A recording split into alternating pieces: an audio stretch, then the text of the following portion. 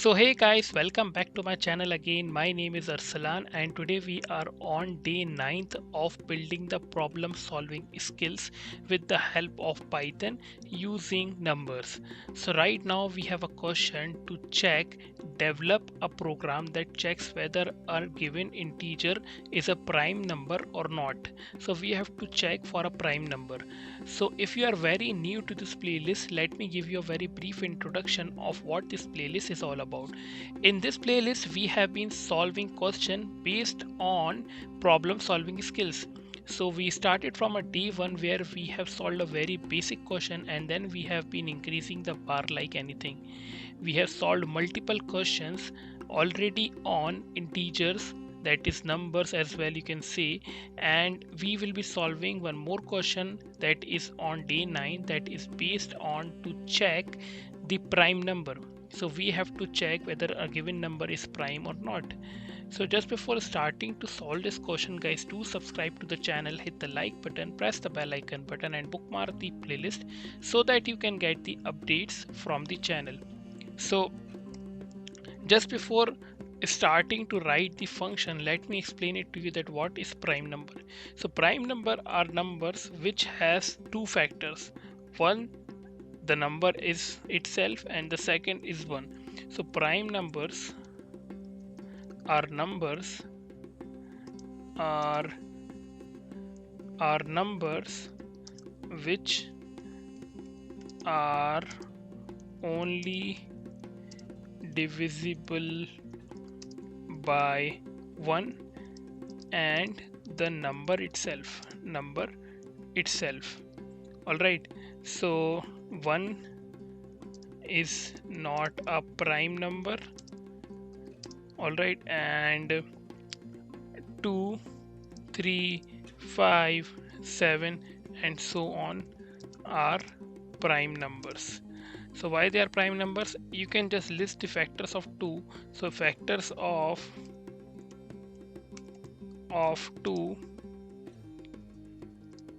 will be 1 and 2. Factors of 3 will be what? 3 will be 1 and 3. So as you can just see that the factor of the prime numbers will be 1 and the number itself. All right, if I take 4, the number will be, the factors will be changed. Let me just take 4 here. So the number here will be 1, 2 and 4. So you can see that there are 3 factors right now. So this is not a prime number. This is not a prime number. Not a prime number.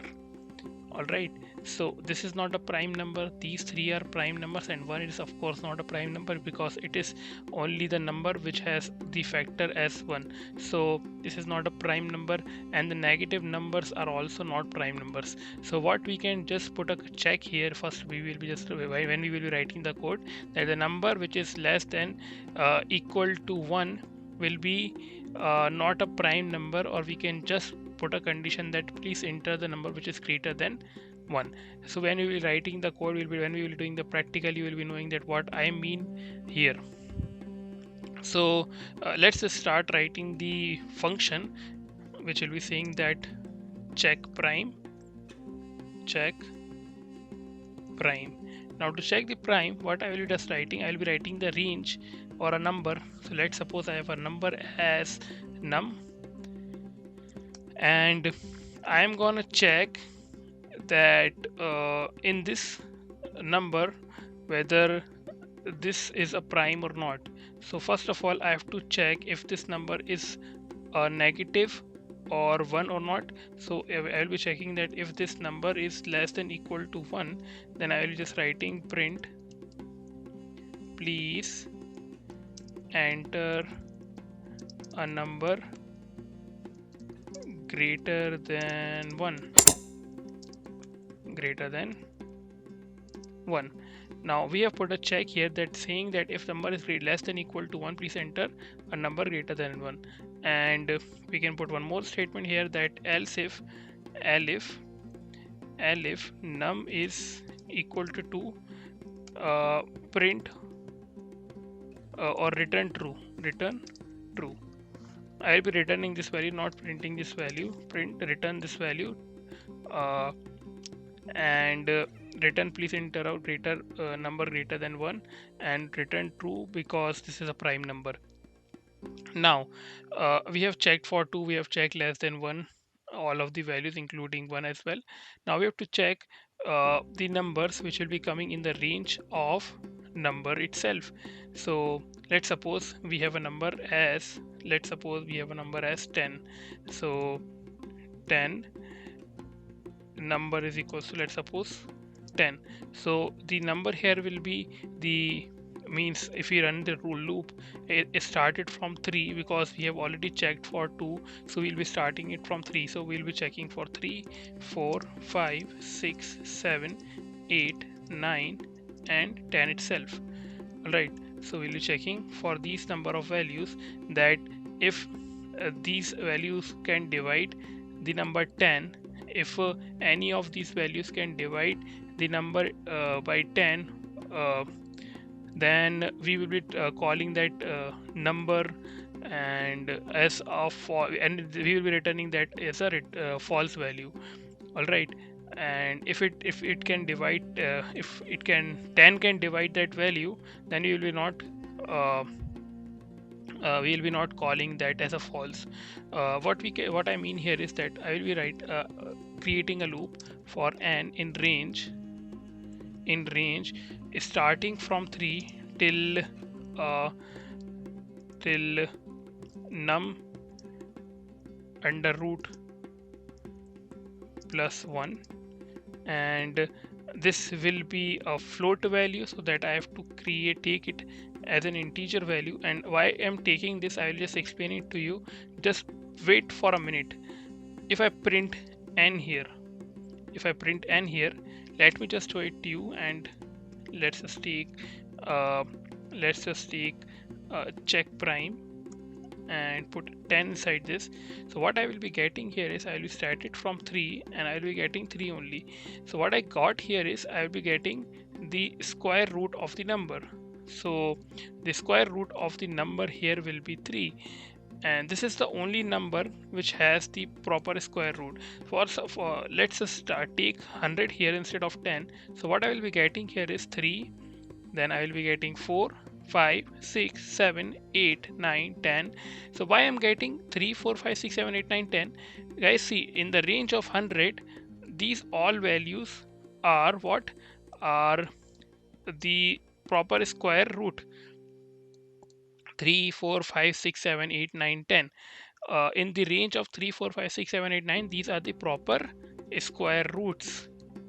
All right, no means these are integers value, these are whole numbers. If I take another values, and let's just take float values, so the float values are excluded because I put int here, right? So what I'm gonna check here is, I will be checking that if n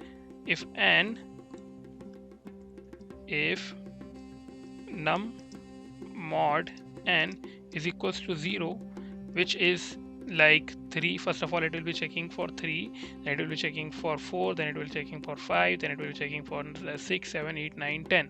All right, so it will be checking for each individual value, then I will be returning false. All right, and I will be removing this print from here, and I will be explaining to you why I have written false here, and I will be returning true for all the conditions which are not coming in this condition. So what I am gonna first of all check is this iteration, this loop. First of all, it will be checking for 3, that if it's returning true or false, it will be coming under true it will be not coming into that iteration. Now what it gonna happen here is, let's just start it from 2 only, so that you should know that we are taking a number before that. So, or you can just try it for 3 only. And now what it will happen here, see guys, first of all it will be started from 3, then it will be checking the iteration, and then it will be returning me true, and then after that it will be checking for 4, so it will be taking false. All right, then it will be to 5, then it will be again true. So let's just run this code and show it to you that 100 for 100, what it will be for 100, since it's a composite number,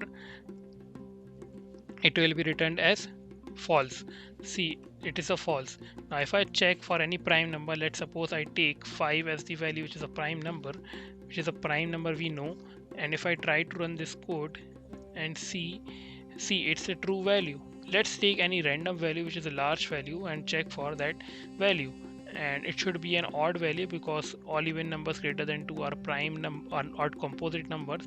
So I took this random value, which is of course very large value. So what I am doing here is I am taking a large value which is an odd value, and I'm checking whether this is a prime or not. Let's just run this code and see. So it's not a prime number, right? So this code is working properly. I also do not know that this is a prime number or not. Let's just take a value which is a prime number. We know that. Let's take 41, which is a prime number, and try to run this code and check whether it's running or not. So this is a prime number. So see, this is working. This code is working properly, and let me just explain it to you one more time that what we have done so far. So first of all, we have understood that what is prime number. So prime numbers are numbers which has two factors. One is the number itself, and the other one is 1.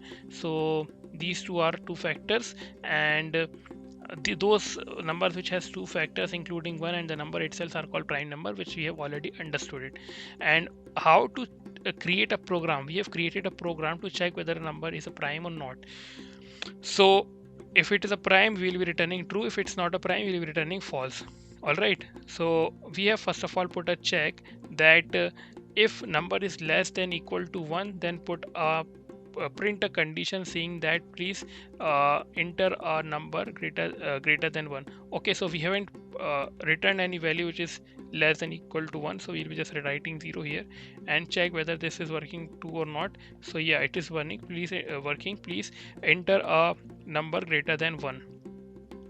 Okay, so after this, what we have put a condition? We have put a condition that else if we have put elif condition that if a number is equals to 2, return true, which means that if a number is equals to 2, return me means 2 returns me true, which is a prime number we already know.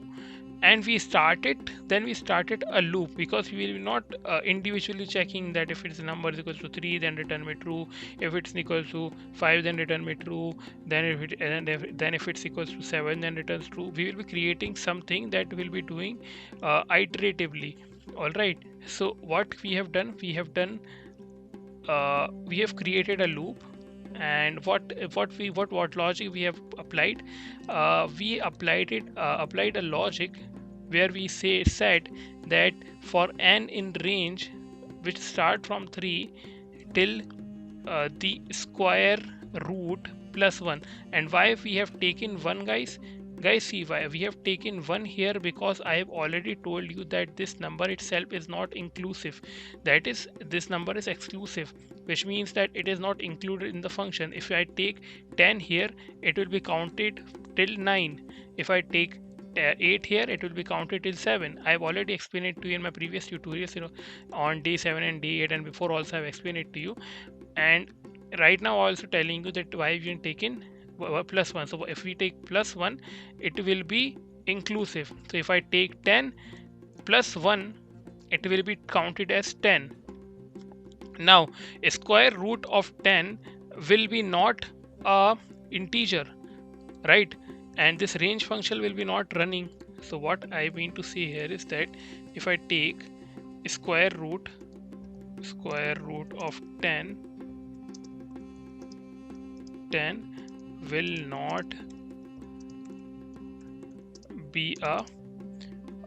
not be a square root of 10 will not be a integer, right?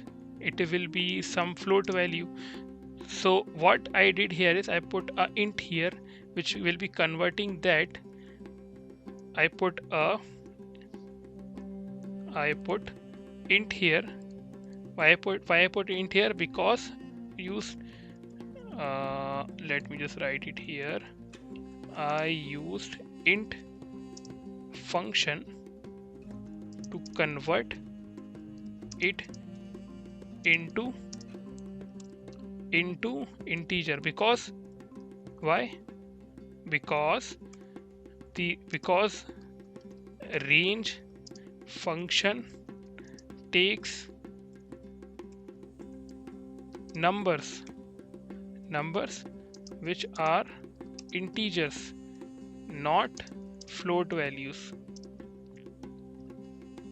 So the square root of 10 will be returning me a float value. I do not require that float value. What I require here is I will be requiring what? I'll be requiring an integer value. It will be convert, not convent. So I use int function to convert it in integer, because range function takes numbers which are integers, not float values. So hope you have understood this part too. Alright, now I have started from 3 and square root of that number plus 1, and I've already explained to you that why I have taken plus 1. So I am just simplifying this, optimizing this. One more way could be like I can just use this kind of approach where I can just create a list here and append all the factors of that numbers, and if that length is equals to 2, then you can just return it's true. What I mean here is, let's just create another alternate way which is not optimized way, but you can just understand it. For your understanding, I can just explain it to you. This way is a very optimized way. It will be just running it quickly, because it will be checking only for the square roots, and it will be returning false and true quickly. However, if I just create one more alternate way, I can just create an alternate way. I can just create factors is equals to an empty list, and in this empty list return len factors is equals to 2, which means that I will be putting all the factors inside this, and if this length is equals to 2, then return true or else return false. So I can just for I can just just uncomment this, because I think this will be fine, and I will be including for n in range starting from 2 till num plus 1, and I will be just saying that if num mod n is equals to 0, then append those values in my factors dot append, and append those values in my factors that is our n, and I'm seeing that return len is equals to factor. So it will be show just for 0, it will be just printing me this value, please enter a number greater than 1. For 5, it will be returning me true. For prime check, let me just show it to you that what it will be done. So just before that, I will be putting 41, and I will be commenting this first, because this value is very huge value. See, len function type of bool has no len function. What is the error? Okay, so I am just writing it in the bracket here. I have to put it like this: factors len factors equals to 2. So this should run fine. See, it is saying that false. So for 5, it is like this: num plus 1. So factors is equals to this, and I will be appending all the numbers inside. Okay, so I am putting num mod n is equals to factors dot append. If I just return what? Return factors and run the code, so it is giving me 5 and 41. Okay, so I have to start it from 1. I can start it from 1, or if I start it from 1, it will be saying me 1 and 41. Or you can just write len is equals to 1 instead, if you do not want to start it from 1, because you have already checked it for put a check from here. So you can just put a length is equals to 1, and this should run fine now. So if I run this code now, you can see it is showing me true for 5 and 41. And if I take a value, let's say I take 10, it will be printing me another value that is false. So this is running fine. However, if I take a value which is very huge, let's take this value which is very huge and try to run this code. You will be seeing that it is taking so much time that it will be, just see, it is just taking so much time because this value is very huge, guys. It will be taking so much time that it is occupying so much space and time. So this is not a very optimized way to do this. See again, so much time has already gone and it is not printed our value yet. So see, this is not the correct way. I've already told you the correct, I mean I mean that this is also correct way, but this is not the optimized way. Both will be giving you result, but this will be not a correct approach. So this is the correct approach. I've already told it to you. Hope you have understood this question, guys, and hope you have liked this video. If you are just able to solve this question, and if you were not able to solve this question, you can just ask me in the comment section. If you have any doubt left, you can just ask me in the comment section. If this playlist is helping you guys, you can just please comment down in the comment section that this playlist is helping you guys, and share it with your friends too, who have been struggling in logical building, or you can say problem solving skills. You can share it with your friends if this playlist is really helping you guys. Thank you guys for watching this video, and see you next time.